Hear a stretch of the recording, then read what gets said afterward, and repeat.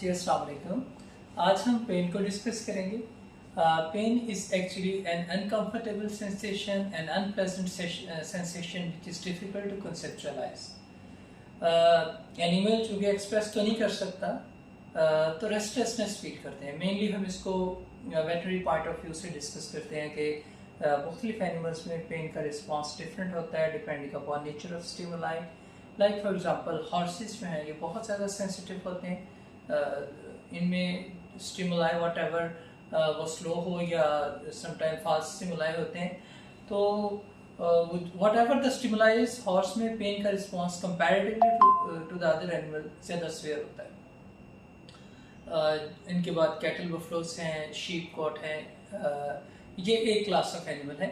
लेकिन जो अगर हम देखें रेप्टाइल्स के अंदर या एक्वेटिक स्पीशीज़ के अंदर, जैसे फॉर एग्जांपल फ़िश है, फ़िश के अंदर पेन का बिहेवियर बिल्कुल डिफरेंट है।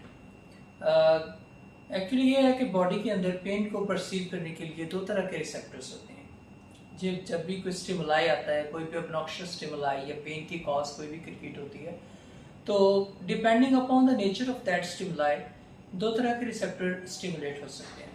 एक ए डेल्टा फाइबर है, दूसरी सी फाइबर।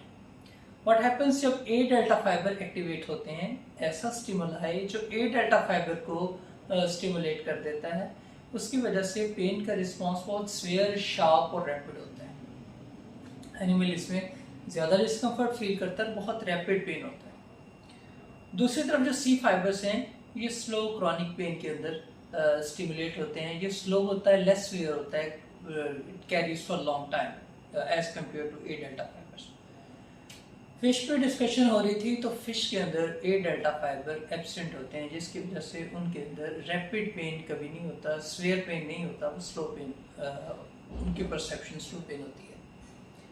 लेकिन कंपैरेटिव टू द फिश अगर हम स्नेक को देखें, रेप्टाइल्स के अंदर पेन का बिहेवियर बिल्कुल डिफरेंट है। पेन जब इन्हें कोई इस तरह का ऑब्नॉक्शियस स्टिमुलाई आता है, तो रेप्टाइल्स बिल्कुल मोशनलेस हो जाते हैं, बिल्कुल साकित हो जाते हैं, या सम टाइम ये अपनी बॉडी के ऊपर ही पल खाना शुरू कर देते हैं, जैसे स्नेक है।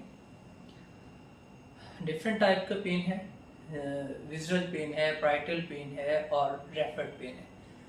जो प्राइटल पेन है, इसमें प्राइटल सर्विसेज इन्वॉल्व होती हैं, जैसे पेरिटोनाइटिस है, ये लोकलाइज्ड होता है।